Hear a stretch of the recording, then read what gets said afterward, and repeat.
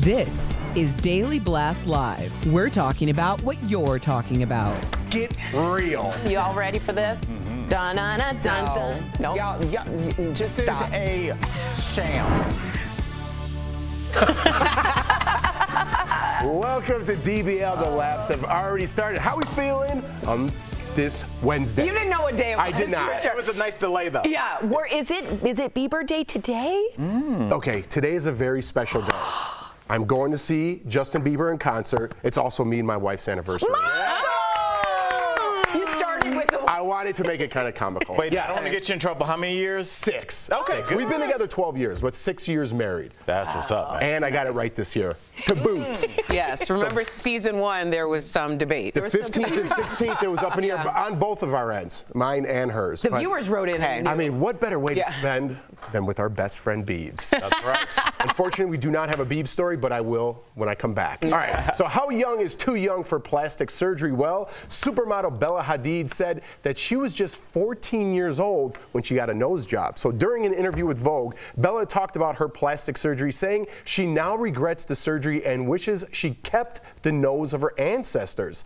Bella said she always felt like she was the uglier sister and wasn't as cool as her older sister, supermodel Gigi Hadid. Well, there's another picture that shows her around 13, and she's really puffy because she's a normal kid with a nose, like you can see a nose. And the nose of her ancestors. Of her ancestors. Which is a quote. Which is a quote. Yes. And she said, I changed, everyone thinks my face got messed up because of this one picture where I look bloated at like 13. And so I understand people think she got all this stuff done, it was just the nose, but that picture is like haunted her forever. And I understand wanting to go back. 14's really, this isn't the picture, but it was a... In general, do you think like somebody 14 years old should be able to make a decision like that? No. Yeah, I don't either. No. Interesting, why not? And I believe in autonomy over your own body, but also I do believe that you're not really fully developed. You're not growing. And that you can go in and do some things that you might regret. I have a lot of friends, not a lot, but I've had friends throughout the years that have had plastic surgery earlier on. And I also think it's kind of an interesting conversation anyway, because if you're able to have something like plastic surgery early on, then it tells you that you have some means. So sometimes money can work against. It's a status thing. Right. Yes, yeah. But Interesting. all of them regretted it. Yeah. Like every single, whether it was a nose, breast augmentation, all of these things, because I didn't look like an adult until I was 30-ish, like where everything was kind of like, oh, this is what I'm gonna look like. Right. So when you start messing with those things, and I go like this because also when we were teenagers and we didn't have, we weren't as developed. There you go. And then we became adults, and then a lot of my friends felt like they looked developed. Right. So I think 14 is just a little too young. How about you, Tori? I'm actually surprised. I thought you guys would be on the other side of this one. I'm also on 14 is too young. How about you? I think it's also too young. I think your face shape, literally the bones haven't stopped growing. Like the bone structure's changing. A lot of kids, when I was growing up, and this comes from a very privileged, so I'm very aware of this, at their bat mitzvah, the present was a nose job. That was like a big status thing. So I know exactly what you mean. Being able to say I got a nose job was almost like I have the money to do so, but they absolutely regretted it afterwards because their bone shape wasn't done. It's just too early to make that decision. Yeah, my nose hadn't even popped yet at 14. I love your nose. No, I'm serious. I love when you tell that cute story. You go, my nose was very pinched in as a child, and like a Cabbage Patch Kid nose. And then all of a sudden, probably around like 20-something years old, it just went boop. It did. It's the best. I always remember that story. Just for my ringtone. That's all. I always remember that story. I was hoping she'd get there. We got there. We got there. Oh, God. All right, so a joke made by Rebel Wilson at this weekend's BAFTA Awards is revealing one of Hollywood's double standards. First, let's take a look at the joke in question. The next award is the greatest prize British cinema has to offer. A free go on Tom Hiddleston. No, wait, sorry. So Tom Hiddleston wasn't the only actor who the comedian talked about sexually. She also made a crude joke about Daniel Craig that was actually cut from the show. So is this a double standard? Could males make the same jokes, or are we kind of going in too deep here? It's scary. Yeah. Yeah, it is. Look, Yeah, it is. I've been kind of, because I always hesitate to say that we're over policing things, because I know that leads to, well, it's a free for all and I can call you whatever I want, free speech. I know where that train is headed. But at the same time, we have to be alive as adults and enjoy this, whatever this journey is. And if we're going to look at every monologue and pull out everything that slightly could be problematic if you looked at it on its face and not in the full context of what we're doing, a relaxing evening with friends, making a couple goofy jokes and giving out some awards, I really worry that nothing is going to be fun, because everybody's going to, oh, what did you say? I'm sorry. I hear that. It's not a way to relax. But on the other side, if a guy had said you get a free go at Sandra Bullock, right, that's a big deal. Yep. And because of the history and the context of especially Hollywood, that's just a no-no. So can I bring it right back to you and say that there's no history or context of somebody like Rebel Wilson pinning down Daniel Craig? Right. No, I hear you. I just think there is a double standard. I don't know if I'm mad about it. Right. But let's call it out. It has to be acknowledged. Absolutely. It has to be acknowledged. Yeah. Erica, would you be offended if you heard something like that? Would you even think about it? I wouldn't have thought about it. Okay. I'm just being honest. Now, in that same vein, had it been a man talking about a woman, I would have thought about that. Yes, but I probably wouldn't have picked up on it. Yeah. Yeah, listen, I would never even think about it, okay? Right. But because of where we are and what we talk about on the daily, I would quickly point it out like, hey, wait a second. That wouldn't be cool just because I'm playing that devil advocate role. If I'm in my regular life, we all crack jokes when the camera's off. You know what I mean? And we take digs at each other. That's what's fun. If you don't make fun of somebody, if I stop making fun of you, Tori, we always have this conversation, like making, not fun of you, but like having fun with you. Yeah.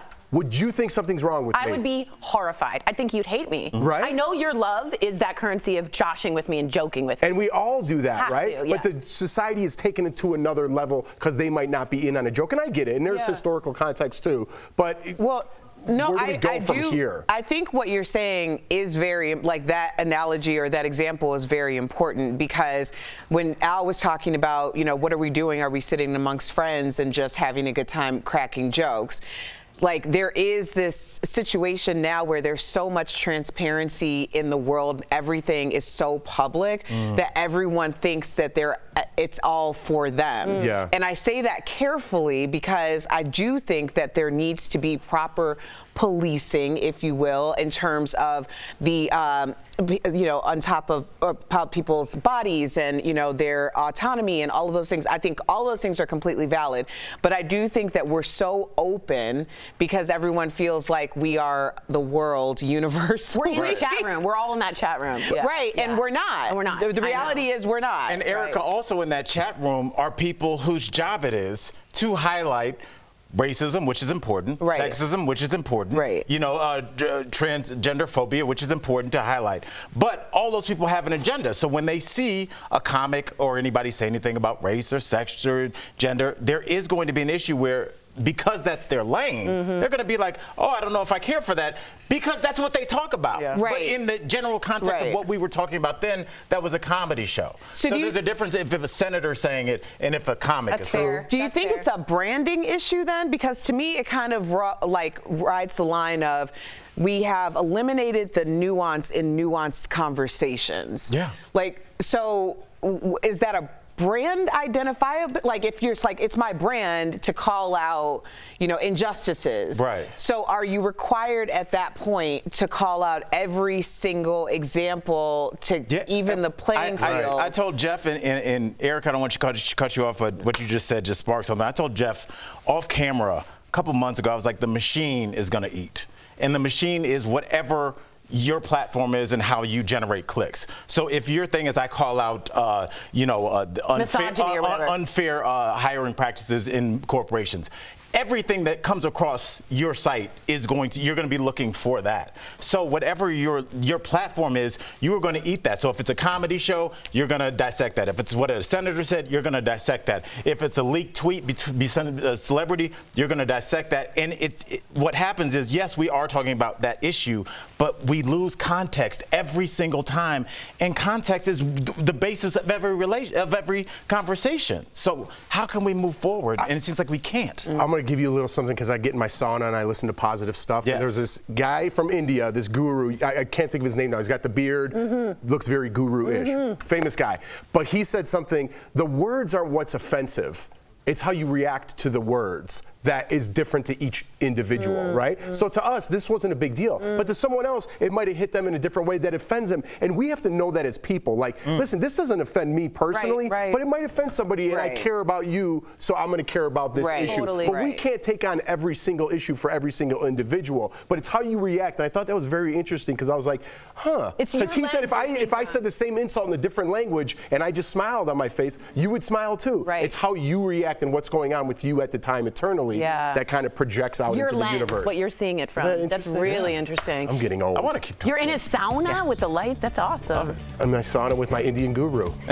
He's my man. All right, coming up on DBL, Grammy Award-winning singer Macy Gray. I pump her into... never mind.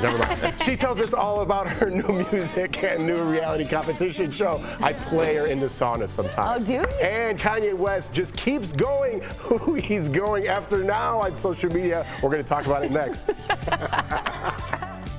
Closed captioning provided by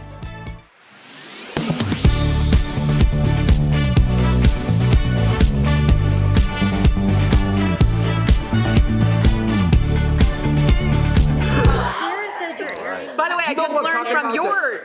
I know... I wonder if you're doing a Bikram, if it's the Bikram guy. No, I thought he got switch canceled. it around because Anyways, I forgot. I didn't want to insult him and mess up his name. Yeah, it's Joggy? Huh? Is it Joggy? Yeah, that was Begins the with an problem. S? It was Yes, like- Sidhara? Yeah, that's it. That's it. And he's got the beard and everything. Sadguru. I was wondering. Sadguru Joggy. It's like This guy. Yeah. Let me see. Really, like... Oh, he looks awesome. Yeah, that's him. Yeah. So he's got 1 million videos on YouTube. His name is Sadguru Jaggi, Jaggi Vasudev. So he's got 1 million. I've seen him before. Yeah, he's got 1 million. Great. I listen to like 5 Yeah, minutes. I Like I try to down, focus but for I like don't 5 think minutes. that's So you need to start training your mind. And so Say it. what I do is I get in my sauna. Yeah, I bought a sauna. Long story. And I get in there and I do yoga for like 5 minutes and clear my mind. Then I listen to something positive for 5 minutes. I just type in 5-minute motivation, 5-minute yoga, and I get in there and I do that. And I'm in the sauna for like half hour, but it really lets me reflect and pray. And I love that. That's your church. That's my little That's church. your church. Yeah, you know, your Merritt, his girl told me that sauna, pronounced correctly in Finnish or Swedish or in those Nordic Scandinavian languages, is pronounced sauna. Yeah. When you say sauna, she's Sauna. I like that pronunciation. Sauna. Sauna. Sauna. More manly. Sauna. Yeah. Yeah. And it's a common thing in those countries to get into it every single night. Throwing around the idea of getting one of those. Yes, she wants personal, one. Yeah. A little sauna. Yeah, it's weird. She does not like because our crib came with a hot tub, which She didn't like it. No, I'm a fan. I do like a hot tub. You know what it is? It's like it always seems like a good idea, Yeah. and then when It's you a lot get of in, work. like, and you're sweating, and you're like, this isn't comfortable.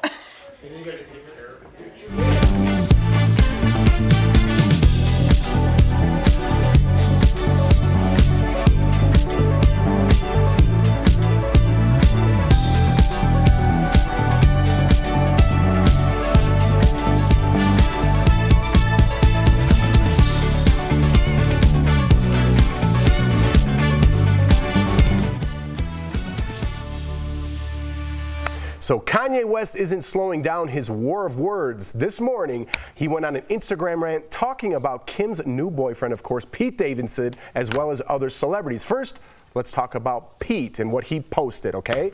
So he's concerned Pete will get Kim hooked on drugs, quote, Oh my God. he's in rehab every 2 months. He then posted a screenshot of a headline from 2019 about a joke Pete made about babies, saying it is further evidence the comedian shouldn't be allowed near his children.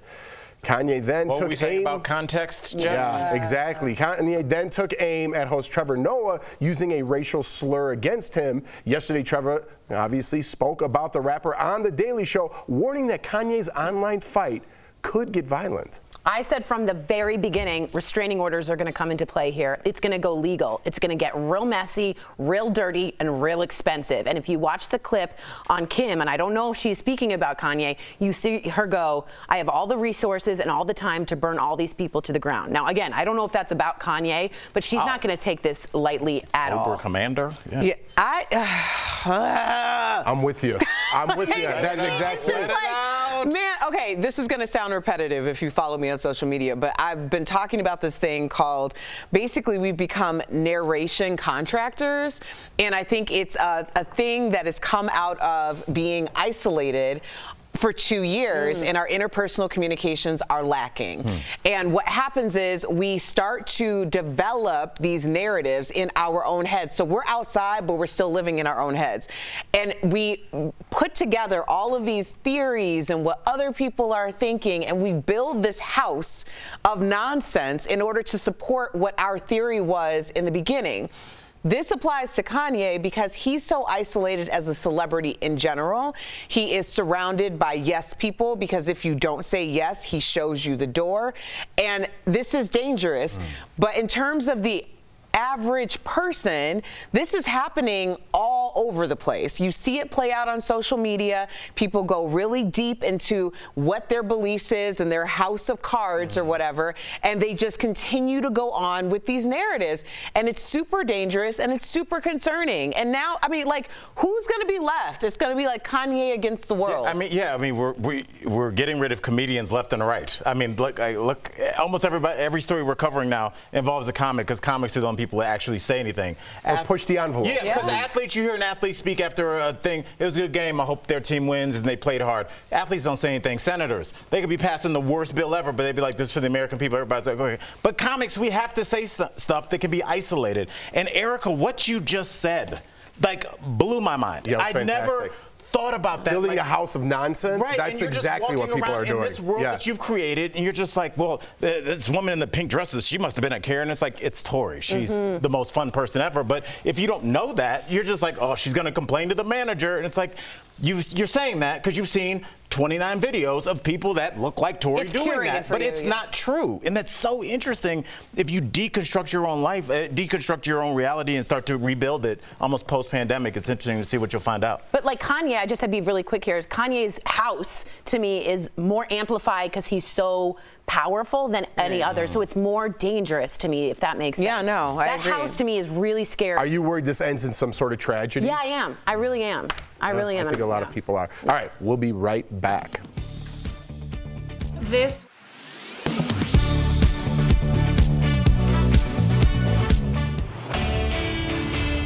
Social media is full of opinions and hot takes, but we verify so that we could stick just to the facts. Right now, there's a lot of talk about how much gas and oil is produced in the U.S. Biden critics are quick to write things like this: Biden needs to unleash American energy production. While Jen Psaki, his press secretary, argues that U.S. production of natural gas and oil is rising and approaching record levels. So let's verify, how much gas and oil do we produce in the U.S. and how does it compare to past years? Our sources are the Energy Information Administration and a pair of energy experts, Mark Finley from Rice University and Robert Weiner from the George Washington University. So let's get to the data. The EIA has this graph showing yearly crude oil production in the U.S. I mean, you'll see that U.S. oil production peaked in around 1970. Our two experts walked us through the data, pointing out that for some 30 years, between the 70s and the 2000s, U.S. production was dropping. The United States was in steady decline because it's basically been drilled out. Our experts say that this all changed in the mid-2000s due to the so-called shale revolution. Techniques like hydraulic fracturing or fracking caused a huge spike in production of oil in the U.S. That shale revolution took place across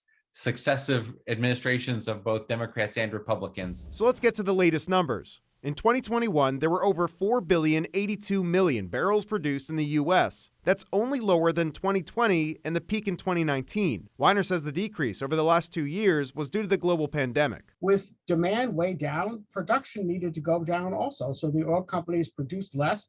They were very unprofitable. So we could verify that the U.S. production of oil and gas is down from 2019, but it's far greater than it's been for nearly all of American history. With your Verify, I'm Evan Kozloff.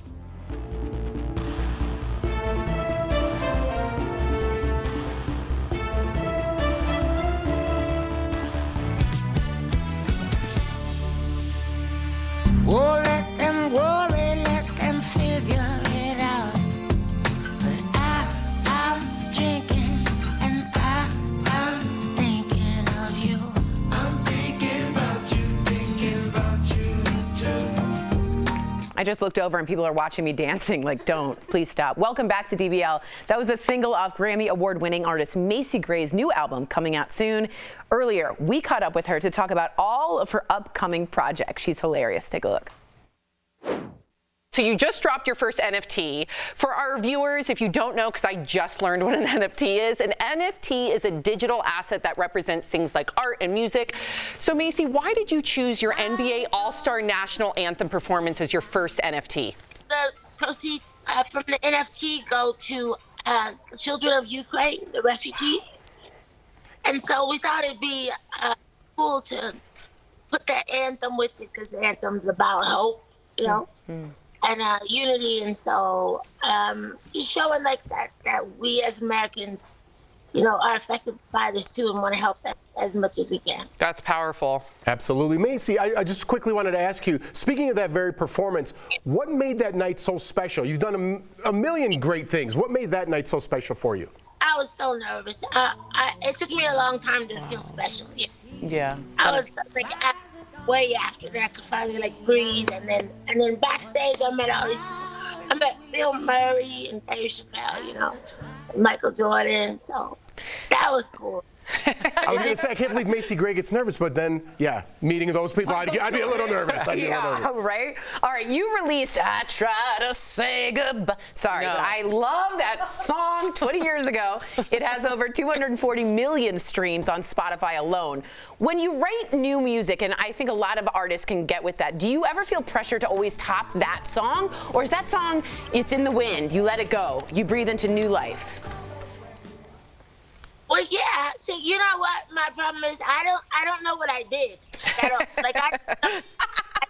I knew what I did, maybe I could do it again. But I feel like I have songs that are way cooler, you know. And I want to talk to you about your new show, American Song Contest. Now, full disclosure, you are going to be competing for our home state of Ohio. Oh yeah. I need the scoop. I need to know how you are going to represent.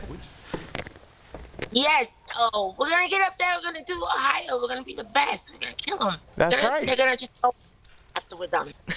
I like it. I'm here for it. Yes. Okay. And you will be releasing your long-awaited album, The Reset, this May. Okay. We're counting down. We can't wait. But I have to ask you, is there a song that you are most excited for everyone to hear?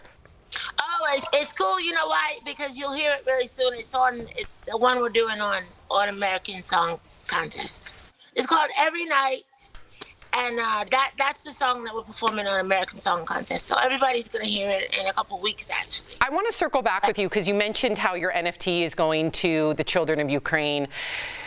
You know, we talk about it every day. It's really hard to see a lot of those children in those bunkers, in those subway stations, but they are keeping up to date on social media. If you have any sort of message to any of them, I know that a lot of them are probably your fans. What would you say to them?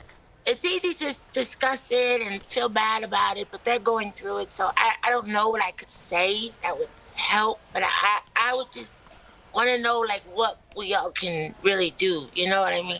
I know there's some foundations like UNICEF who are on the ground really helping. That's why we're donating the money from the NFT on makersplace.com. But you know, I'd love to like go pick them up and bring them home. You know. And help them out for a while, but it's I would just listen, see what they want, or see if they need somebody to talk to, you know. Amen. You're so humble. We appreciate you, Macy Gray. Thank you so much for joining us here in DBL. To our viewers, go check out Macy's NFT. Vote for her on NBC's American Song Contest, premiering Monday, March 21st. And watch for Macy Gray and the California Jet Club's new album in May. Thank you so much, Macy. We'll be right back. Thanks. See you soon. Promotional consideration is brought to you by Pew Research estimates a sixth of all Americans have either invested, traded, or used cryptocurrency, and the number continues to rise. Some people on Reddit posted about big profits from playing crypto markets, but now they're bracing for a big tax bill. So let's verify. Do you have to pay taxes on cryptocurrency? Our sources are the Internal Revenue Service, H&R Block, TurboTax, and Amy Miller, a certified public accountant who specializes in cryptocurrency at the American Institute of CPAs. Most people know cryptocurrency as a form of virtual currency, but to the IRS, it's considered property, which means it's subject to taxes in different ways. TurboTax says if you receive crypto as payment for services, then it's treated as income using its fair value against the dollar. If you're buying and selling crypto like you would a stock, then H&R Block says it's taxed like a traditional investment, meaning you must pay taxes on any gains. So, yes, you do have to pay taxes on cryptocurrency. Tax experts like Miller say they expect the IRS will be closely watching crypto tax filings because the agency says it believes filers are underreporting their earnings. With your Verify, I'm Brandon Lewis. Even though we're nearing spring, flu season is well underway across the nation. And it's not just humans that are getting sick. The U.S. Department of Agriculture says it's seeing an increase in cases of bird flu in backyard fowl, pet chickens, and wild birds. It's called bird flu H5N1, and news of the disease increased searches on Google by people wondering if the illness could infect humans. So, let's verify. Can the strain of bird flu currently spreading in the U.S. infect humans?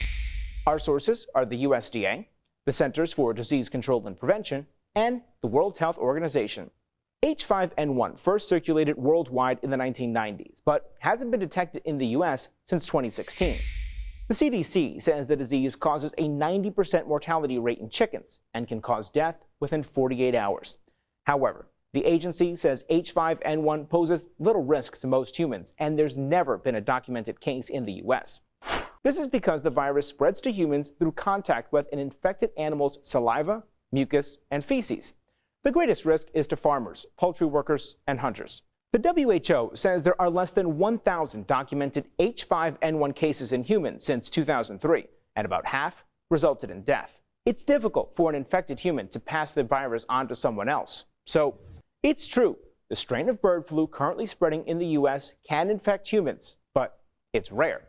The USDA also says infected birds do not enter the food supply, and you can't get bird flu from eating properly cooked poultry or eggs.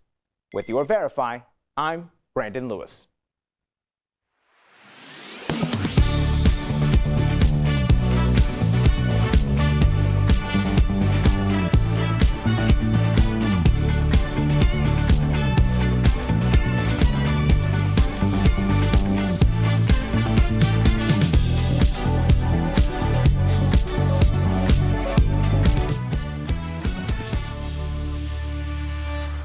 Welcome back to DBL. So the energy is just bursting through the room about Bieber tonight. Oh boy. Well, it's soon. It's very soon. Yeah. It's very soon, and I might have a drink in 5 seconds. Yeah. All right, we'll see you tomorrow. Same time, same place. Bieber!